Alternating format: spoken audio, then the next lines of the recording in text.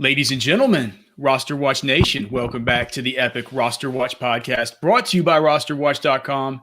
My name is Alex Dunlap, and joining me again today for this Week 3 waiver wire report is the Trashman. Trashman, what the hell's going on, brother? Not too much. Getting ready for this cold front to come through. Call this thing a cold front. We're going to get down to highs of 91 and stuff like that. No, it's gonna get down to like 50s at night. I'm still gonna be sweating my ass off when I'm standing around, 2:30, 2:45 p.m. to pick up my daughter from school. Well, don't stand outside. Stay in the car. I can't stay in the car, trash man. It's like there's so many cars are lined up. Do you know what I did? I swindled my kids' elementary school parents in the with a free agent acquisition blind bid on a private parking spot. I bid $101 on it using techniques from fab bidding. I knew that people like $100, and I bid 101, so I ended up winning it. So I could park there and walk to go get it. It's still pain in the ass. It's sweaty. If you guys watch it on YouTube, what's up to everybody in the chat? Dima 1130, Patrick Gallardo, good to see you guys. Speaking of sweaty, man, sorry for my appearance. I just got done working out and hitting the sauna and stuff like that. You know how those post workout sweats, trash man. You know how it goes. But we're gonna get through it. We're gonna sweat through this waiver wire edition of the pod, and we'll start right off with trash. I mean, I'm having to trash. So trash man's in charge of the waiver wire cheat sheet this year. I'm editor in chief. I'm in charge of oversight of it. And there are some executive changes that I'm going to be making here at the very top. Because to me, at running back, two guys really come into focus as far as the top two that I'm interested in, and they come into focus for two different reasons. You can always find the waiver wire cheat sheets at RosterWatch.com. You can look at our exact suggestions for how much to bid and everything like that, and exactly how we have these guys stacked up. And generally, if they're in a tier where it's the bid is about the same, they're generally interchangeable. It's mainly just what does your team need right now, right? If I'm a team that's winning right now, and I'm 2-0, I like my makeup of my roster. I like the makeup of my starting group. Tony Pollard to me is an easy ad just at the very top. He should have been drafted. I mean, I drafted him in like the 10th round of all of my leagues. He shouldn't have even been out there this long. We saw this last week. I don't have the snap counts pulled up, trash man, but just watching the game, I could tell you he had at least 15 touches in that. What did he have? 16 touches. 13 carries. Yeah, 16 touches in total. He only played 34% of snaps, but Tony Pollard is the one backup running back in the league who, if he were to get an injury to his starter, truly is going to be a weekly top 5 option. He's big, he's fast, he's sick. He's got, Trash Man, you're a Cowboys fan. I'm interested to hear from you. Do you think Tony Pollard is straight up better than Ezekiel Elliott? I think he's more explosive right now, maybe. I feel like what I really feel like they're doing, and they said they were going to do this before the season started, was they were going to basically save Elliott as best they could for the playoff run. And I was questioning the playoff run in the first place, but they seem to maybe know something that we don't maybe. But yeah, they intended on saving Elliott for the playoffs, and I think their usage of Pollard this season is showing that. What they should be doing is they should be running Zeke into the grinder right now and saving Pollard as the weapon for the playoffs. That's what they should do if they knew what was right. I tweeted it out. What if the 49ers got their hands on Tony Pollard? Could you believe the 49ers have an embarrassment of riches at running back? They're just always hurt. Well, that's not an embarrassment of riches. Who are they going to run out this week? Sermon's hurt. Jermichael Hasty's hurt. Raheem Mostert's out for the season. Kerryon Johnson. Is he on the cheat sheet? I don't think he should be. No, he's not. He's not. He's on the practice squad. All right, so Tony Pollard came immediately to mind to me. He needs to be owned anyway. If he's out there on your waivers, go get him. But then the other one, I couldn't believe it. I was just reviewing, and I know it's stupid to do, but every Tuesday I wake up and I just go look, and I'll look at the touchdown dependency tool at RosterWatch, or I'll pull up our our internal data feed, and I'll just look and just like sort by, the top running backs on the season, the top wide receivers on the season, and just kind of giving myself a 10,000 foot view before I even go look into the snaps or look into the usage or all the rest of it that gets pulled in early on Tuesday mornings. And when I did, I couldn't believe it, man. James White I think he was RB 13 in PPR. He was RB 13 in PPR so far this season. And he's available on all these waiver wires. And I just got to thinking, I'm like, Jesus Christ, man, if you're in a situation like take my wife, for example, please take my wife. Don't take my wife. I got no respect. But take her team, for example. She has a team where she's dealing with with their RB3 spot. She's dealing with Raheem Mostert going down. She's dealing with this Josh Jacobs up and down roller coaster stuff. That was a mistake to draft him in the first place. And then she got him. She got him in the 6th round. She was the cheat sheets. Come on, him and Mostert she was rotating for RB3s, right? Okay. So now she's in a situation where she can use an RB3 flex type of guy in PPR. In a 12-team league, James White should be owned. He's the RB 13 in PPR right now. He's gotten you 13.5 fantasy points and like 18.5 fantasy points. Ramondre Stevenson was a healthy scratch, like we told you guys he was going to be. Well, I don't care about the preseason stuff. I don't care about the rest of it. I don't care about De'Mondre.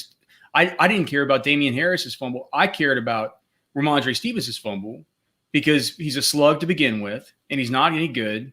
And he was getting crap from his running backs coach as soon as like before the preseason game started, saying like, what does he need to improve on? And the running backs coach is like, he needs to improve on everything. Jesus Christ. And then he comes in and he does the Ralph Webb stuff when he gets 20 touches in the preseason, and people act like this doesn't ever translate to regular season stuff. We got Kip C in the chat.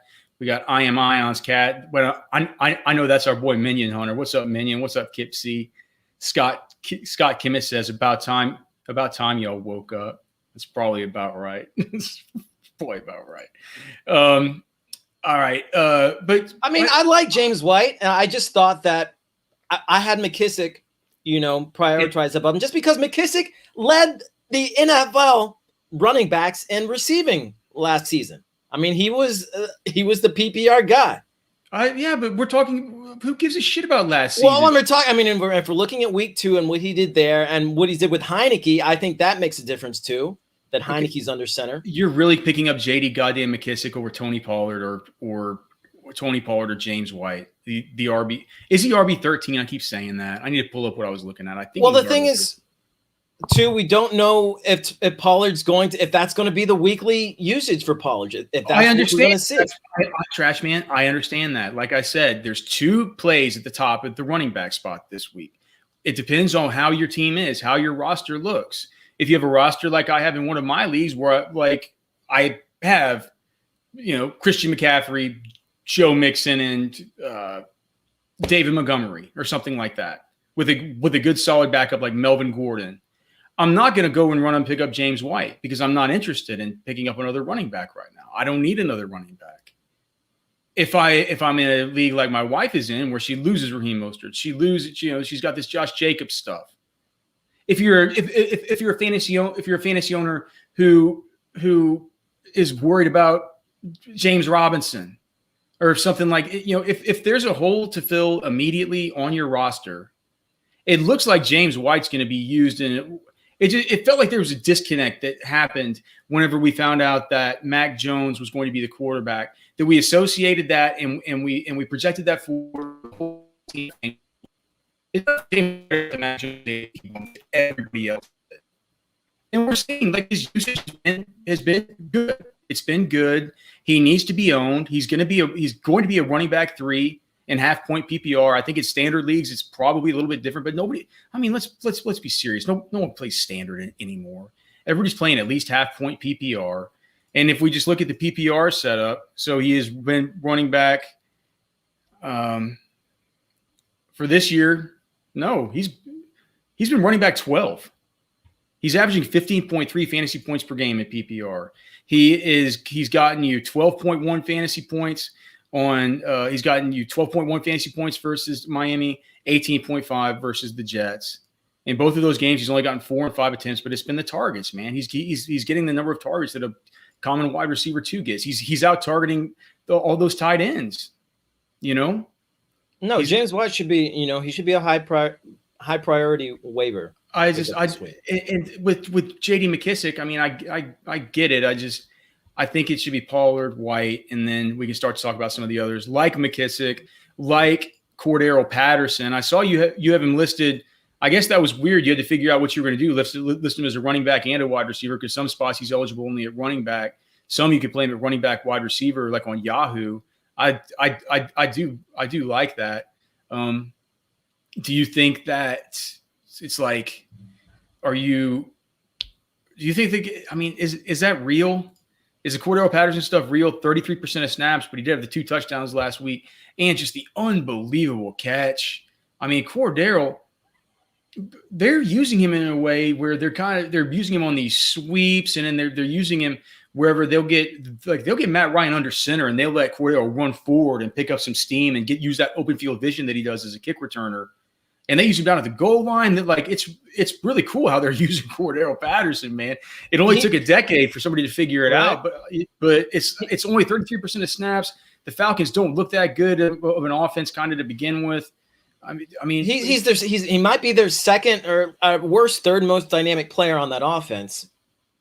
Oh, well, no, it's Calvin Ridley, it's Kyle Pitts, and then yeah, I mean, that's what I'm saying. Third, is it really? Yeah, I mean, Russell Gage, Mike Davis isn't dynamic. I mean, I guess there's an argument for Zacchaeus. That's the only one that came to my mind. Yeah, Minion Hunter's calling him Cordero Henry. That's funny. Our boy Isaac Revis, and they're saying team name Texas Boys. He wants to know what's up with AJ Brown. Buy low on AJ. I've already sent out offers in every league this morning for AJ Brown. Yeah, man. I managed to trade away Cooper Kupp super high. I noticed early that this morning. A true golden son, but geez, man, if I can get Darren Waller in return coming off that Minkah Fitzpatrick game, come on, of course. All right, so all right, back to waivers, and at the very end, we'll answer some of these questions. If you guys have questions in chat about players you might want to drop, we'll answer those at the very end. I'll collect them up and I'll run those by tracking as the last thing that we do. I noticed Zack Moss is on here. I just talk about picking up a headache. I know he scored 2 touchdowns last week, but how often are you going to say, like, hell yeah, I'm getting Zack Moss in this week? I'd heard that him missing week 1 wasn't like they like Matt Breida more than Zack Moss in week 1. That wasn't the argument. I think that Zack Moss is going to continue to get action. I think he's going to continue to get goal line usage. I like Zack Moss. I mean, I have to like him not as much as I did last year, but he's going to get carries. He's going to get goal line carries. I don't think this is a Devin Singletary backfield. Devin Singletary, 66% of snaps in week 2 at Miami. Zack Moss, 28% of snaps. Matt Breida, 3% of snaps. So Matt Breida is out of the picture. I mean, of course, the one thing that sticks out to you in the stat line for Zack Moss, of course, is the 2 touchdowns. But still, man, he's only averaging 3.4 yards per touch. I'm not interested at all. But, we're starting to talk about guys that – we're talking about one of the more dynamic offenses in the league. I think that – here, I'm making some changes on the sheet right now just as we're talking it over. But I just think that – here's the deal, Trash Man. We need to be focused on trying to get guys like Michael Carter over Zack Moss, because it feels like he's actually ascending and he's a guy who can actually take over for the decrepit pieces that are in front of him. But we don't know that that's actually going to happen. Well, we don't know anything that's going to happen with Zack Moss either. We don't know anything about what happened in week 1. We don't know why he was a healthy scratch. Week 1 was an anomaly. Well, you said you think, but you don't know. And you said that we don't know what's going to happen with Michael Carter. I'm telling you what I think about Michael Carter is that we got 45% of snaps in week 2. In week 1, we had from Michael Carter, where was it? 25% of snaps. especially once they get back. I think that's when they get my back. Zach Wilson will be rolling. I think by then that's going to be about Michael Carter's time, and you're not picking him up to play him right now anyway. You know, are you really going to pick up Zack Moss to play right now? If I'm taking a flyer on a dude for the rest of the season just as a stash, Michael Carter's the one that I'm more interested in. I think I'm more interested in maybe I'm more interested in Kenny Gainwell. Can you talk me off of that? Than Zack Moss? Yeah. I mean, I don't see Kenny Gainwell getting the red zone usage, goal line usage that Zack Moss will. That's all right. That's fair. At least that's fair. Kenny Gainwell was only 201 pounds. So if that, yeah, I can feel it. So all right. So you guys are putting a couple of questions in here about players to drop. I will begin writing them down here. Any other running backs that you want to touch on? Of course, you can find all of our content at rosterwatch.com. Go there, download the waiver wire cheat sheet. Trashman has it laid out for it. It isn't up yet. I'm going to make some changes here to it, including one at the very top of the wide receiver that I just can't fucking stand this. I cannot stand to have this up here like this, Trashman. Why do you have Henry Ruggs above Rondale Moore? I mean, did you see what Henry Ruggs did this last week? Yeah, I did. Did you see what Rondale Moore did this last week? I did. I mean, but I also saw what AJ Green did. I saw what DeAndre Hopkins did. I saw what Max Williams did.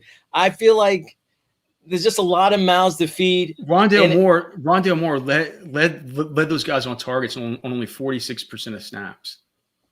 No, I get it. I'm just saying Ruggs, we at least know, is probably the best player on that offense. You know, if they can get the ball to him. Did you forget that Darren Waller plays on that fucking offense, Trash Man? Okay. All right, take it back. The best receiver. Okay, the best receiver. The best receiver. Wide receiver. The best wide receiver, sure.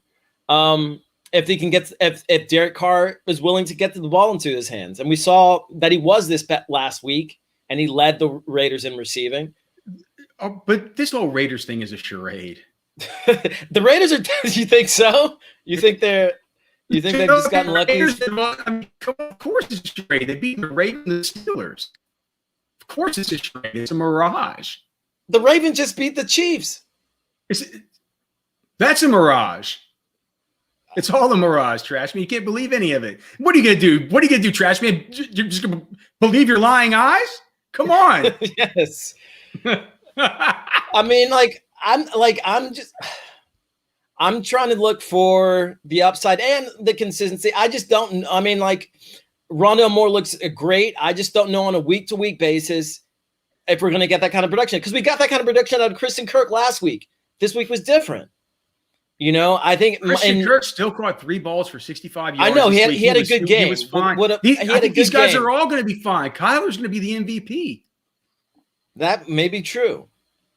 Rondale's a big piece, dude. I think he's a big piece. I just think Henry Ruggs is going to play a larger and more maybe consistent piece in that offense than Rondale Moore might. You know, but if you want to put him over, that's fine. It's not a big difference to me. Well, like we say, if they're in the same, we're keeping them in the same tier, in the same basic bid area. It's fine. If you prefer Ruggs, Trash Man's side, go pick up Ruggs. For me, Rondale should be owned. He should have. If you used our cheat sheets, you would already own him in your league. If he was in a league where he went undrafted, Lord knows in our league he was going in round. It's like fucking in one of our keepers leagues where keeper started round 9. He ended up going before the keepers even started because nobody wanted to give anybody else a chance at Rondale as a nuclear keeper. I mean, come on, man. Okay, what's up to Vincey in the chat? We'll get to your question here. I'll add some of these at the very end, and we will get to those. Looking a little bit further down, Trash Man, on the sort of in this same tier, I've already chastised you over Devontae Parker. I don't want him over any of these guys, but boy, man, what about KJ Osborne? I mean, there's no way he can keep this up, right? There isn't. I think he's the tight end. He's basically serving as the tight end for the Vikings. The tight end is down the balls, right? I mean, he leads the Vikings in receiving right now. I mean, even if even if you're just taking a gamble on this guy, if you miss out on a Rondell Moore, if you missed out on a Ruggs, I feel like he's the kind of guy that you could take a chance on. He's totally cucking Justin Jefferson. Justin Jefferson Justin Jefferson bailed himself out with a touchdown last week. They don't ever throw to him in the red zone like they do Thielen. But golly, it was a that's tough, man. When you have KJ, I mean, does KJ Osborne do the gritty whenever he scores like Justin Jefferson? That would probably put him on big tilt, I think. It's taking Jay Jeff says that's taking money right out of my pocket. Do you like Cordell Patterson better on sites where you can start him as a wide receiver? Of course, than Osborne? Do, right? No, just in general. Yes. I mean, you would prefer to target Cordell in places where you start him as a wide receiver, because we definitely like it when we can start guys with some kind of running. Golly, I mean, if Mike Davis were to get hurt, if Mike Davis gets hurt, do you think they just make Cordell they don't make him their bell cow, right? They bring in somebody else and kind of keep his role pretty similar to what it is. I think so. His role would grow, right? I mean, it feels like Cordell's role, like as we're doing projections, we would have to give him a higher share of the rushes, and we would have to give him a higher share of the overall running back targets. Even if they picked up Gallman, so what happened is Gallman would come in and probably do a lot of that worthless shit that Mike Davis is doing. But I don't think he would take it all, and I think Cordell would take extra. And if that were to happen, and you could start him as a wide receiver, that's big time, man. Right? It's like it's like the year whenever use him as your flex. It was like in Marcus Colston's rookie year. Remember on Yahoo when you could start him at wide receiver or tight end? Yeah, you got this nuclear fucking tight end. That was a cheat code. Yeah. Any particular that you want to talk about? I mean, people can go look at the sheet. I'm not that. I'm not going guns blazing in for any kind of Sammy Watkins, but you seem a little bit higher on him than I am. Is there any reason? To me, it seems like Sammy Watkins is taking the Mark Andrews targets right now. Yeah, man. I mean, I know he had 7 targets last week. What did he have week 8? Jesus, he's averaging 7.5 targets a game, 82% of snaps in week 1, 92% of snaps in week 2. Yep. Okay, that's fine. I think you have to put him up there. Some guys later, I mean, like way down. I mean, there's the Braxton Berrios, who I don't think can maintain what he's doing for the Jets right now. I think he's a place filler for Jamison Crowder, but I feel like maybe if you're in a PPR league and you need a flex, you need some depth there. He's somebody who's been doing really well. Are you kidding me? You're really going to do that? I mean, if you're just looking at his usage. Trashman, why are you going to bring up Braxton fucking Berrios of all people? Because I knew you wouldn't. Well, of course I wouldn't. I want to tell the people about the good players to pick up. What about tight end? There aren't any good tight ends to pick up. That's why I had to trade for Darren Waller. Max Williams? Yeah. Let me just look at what his usage has been. I wish I had the routes run stuff pulled in right now. God damn. Yeah. So 74% of snaps, 7 targets in week 2. Week 1, Butkus. He did play 80% of snaps. Maybe that's worth a look. Oh, he put Jack Doyle on here. Jack Doyle starting to creep back into our lives a little bit after that game last week. Yeah. Yeah. And then of all these guys, man, you know how I am. I think that of all these guys that be the one that I'd be most interested in. Not that he's come out in the world on fire, but Jeff's with a lot of draft pedigree. He was the second best tight end in this class. And if he were to get the opportunity, I do think that he would be able to do something with it. It's just he got 1 target in week 1 on 50% of snaps. And then this last week, he's up to 59% of snaps. He managed to get 4 targets. So, I mean, Jesus, if you're starting somebody like I would have killed for 4 targets and 36 yards out of goddamn Adam Troutman last week. Fuck.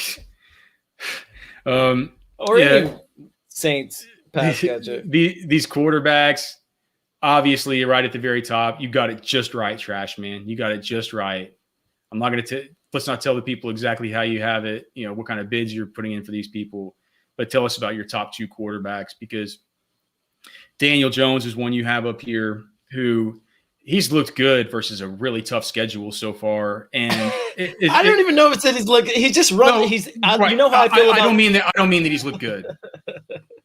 I feel like about running backs that throw touchdowns. It's just, man, if you've been starting like a Ryan Tannehill or something like that for the first couple of weeks, and you get really jealous eyes looking at what Daniel Jones has been doing fucking on the ground. Like it's, he's running a lot, and you can look at, on the strength of schedule tool, this was very obvious that he's about to come into a string of about 5 games that are all going to be good games. They're going to be higher totals, worse secondaries, worse defenses in general. So Daniel Jones could be set up. And then, of course, with Andy Dalton, do you believe the stuff with Matt Nagy? He's just such a dirtball. Do you believe they're not going to – do you believe that they're not really – do you really believe that they're just going to – when Andy Dalton's healthy, that he's the starter? And that's just – it might be one of those situations where they keep saying that the starter isn't completely healthy, and so they keep starting as backup. I felt like there was a situation like that over the past 2-3 seasons. I'm trying to recall who it was, but where there was just the starter was just garbage and the backup is who everyone really wanted to start. And so they kept on saying that the starter was injured. I feel like whether Dalton is the starter this week or not, Justin Fields needs to be owned in most leagues. I mean, because most people own 2 quarterbacks in fantasy right now, and if Justin Fields isn't one of them, you'll be remiss. You'll be remiss what? To not own Justin Fields. You'd be silly not to. I think, especially if you're struggling, it's going to be. Look, if you have Kyler Murray, or you got Brady, or one of these guys who's just going ham right now, or it's probably going to be hard to. Going to be hard. But there's guys who have like Matt Ryan. Oh, Jesus Christ! Yeah, of course, of course. What about any of these defenses you want to talk about before we answer some of the questions? If you guys have questions in the YouTube chat, get them in right now about who the safe drops are, guys are safe to drop, guys you want to pick up, etc. I've been taking notes on some of the ones that you guys have asked about. I'll go over those with Trash Man. There was a couple that I'm kind of writing down here throughout the course of the show, looking into some of my leagues and trying to plot out for my waivers and my fab bidding who's going to drop who and stuff like that. And I'm looking at some of these teams and saying like, well, is this guy droppable? Is this guy droppable? So, Trash Man, talk about the defenses. The defenses here, they're primarily matchup based. Carolina's playing Houston this week. The Titans are playing Indianapolis, and Carson Wentz has 2 broken ankles. Oh, yeah, man. Yeah, that's no good. The Raiders are playing Miami. These are all situations where the quarterbacks are questionable at best on the opposing teams this week, and so I feel like these are good streaming options on defense. All right, we're going to finally get to it, Trash Man. Everybody's favorite part of the podcast. Again. If you could give us a rating and review, that would be greatly appreciated. If you're watching this on YouTube, you just click a thumbs up, or what is it, Trash Man? What did YouTubers say? Ring the bell, smash the subscribe button, tell your friends, pulverize it, pulverize it. Tell your friends, ring the bell, tell us in the comments. My daughter sometimes will on her little iPad. We'll let her watch YouTube because she likes to watch these shows about like unboxing toys and stuff like this, and like slime and all this. And all the people are saying like, tell us in the comments if you want your mom and dad to get you this toy. Like they're just totally gaming the algo on these little kids.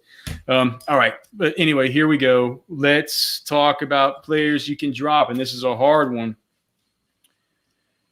Well, let's talk about Isaac Rivas first, because he asked about A.J. Brown, what to do with A.J. Brown. Do you have any thoughts on that, Trash Man? To me, it's just like if you have him, hold him. Yeah. And if you don't have him, go try to get him. Better days are ahead. Yeah, he's definitely buy low.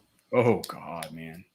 I don't know when the trade cast will start with Byron, but if it were to start this week, I would imagine that AJ Brown would be one of the guys that would be his biggest instructions to go and trade for. By the way, the trade cast, I'm not sure if we're going to make it available on YouTube and stuff this year, whether we're going to make it premium. We're still talking about it. I mean, what's up with AJ Brown? I mean, basically what's up is like they're missing their offensive coordinator.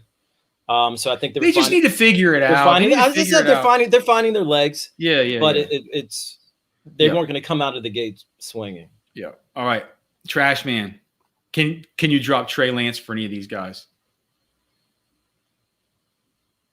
Justin Fields, maybe. Would you drop Trey Lance for Justin Fields? If you're needing a quarterback sooner than later. What if you needed a running back? Would you drop him for Pollard or James White or your boy? If it's not a keeper league, then I could consider those things. You could kind of do it. That's about the level of guy we're talking about here. What about Trevor Lawrence? Same sort of keeper-ish answer. I mean, Lawrence had a pretty good week 1, but that was against Houston. Yeah, I don't like anything the Jaguars are doing right now. I don't care though. I'll have a piece of. I mean, Marvin Jones is literally the only player I'm interested in out of Jacksonville right now. That's crazy. I don't think Urban Meyer's long for the league, man. I don't. He don't look like he's having much fun at all.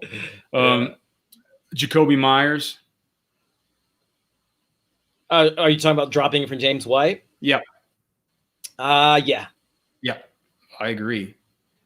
Ramondre Stevenson, just dropping him for any old slug off the street. Yeah, you can get rid of Stevenson. Sadly, man, we got to have the Gio Bernard talk. Is he a safe drop? He is. There are just too many options, too many really good options in Tampa Bay. I mean, we thought maybe Gronk.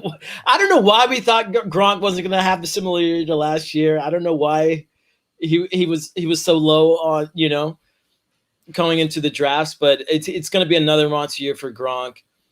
I just don't really see Bernard getting anything that would look like consistent action right now. Can the people drop Tony Jones Jr., who they picked up as a kind of handcuff and hoping that he has a Latavius role there aside Alvin Kamara that they haven't seen? I mean, you can drop him. I'm holding him where I have him. You are? I am. If you can afford to. Yeah, if you can afford to, if you got a deep enough bench. Mark Ingram. I'm holding on to Mark Ingram. He's still the lead back for the Houston. But what does that mean? That means he plays 28% of snaps. What did he play like 25? I mean, he played 31% of snaps, but he did get 15 touches again. And he got 26 the week before. That's too many touches to get rid of him. He's averaging 20.5 per game for the first 2 weeks. I'm on Ross St. Brown after another stinker last night. Yeah, I think Goff is just trying to get the ball to anybody who can get their hands on it. Hawkinson is the only Lions pass catcher that you can rely on from week to week. What about Tevin Coleman? He looks like the worst of the three. Of the 3 New York Jets guys? Yeah. Yeah. I feel like we're working towards a Michael Carter kind of getting most of the early snaps. And I feel like Ty Johnson, he's probably going to be around for the goal line snaps, but I don't really see. I think Michael Carter does what Tevin Coleman did better than Tevin Coleman does it now. Okay, 2 more. What about Randall Cobb? He didn't show up last night in a game where all the Packers, mainly Aaron Jones, but all the Packers managed to get off a little bit. People picked him up because Aaron Rodgers wanted him back so bad for the final revenge tour. Are you holding on to him for a few more weeks just to see if they can kind of mesh back together, or are you just saying screw all this? If a Rondell Moore is on my wire, if a Henry Ruggs or KJ Osborne or Sammy Watkins is out there, maybe even a Cordell Patterson, Tim Patrick, I'm more than willing to get rid of Cobb. All right, and finally, speaking of Tim Patrick, the guy that should have gone bonkers versus the shitty Jaguars, your favorite Urban Meyer, Charlie Strong Jaguars, the guy that should have gone bananas in Jerry Jeudy's absence out of the slot with 4.2 speed. What are you doing with KJ Hamler? Are you safe to drop him? I mean, I haven't owned him. Drop him if you would like. Tim Patrick was the leading receiver for the Broncos last season. Cortland Sutton is feasting in Jerry Jeudy's absence. And then there's Noah Fant.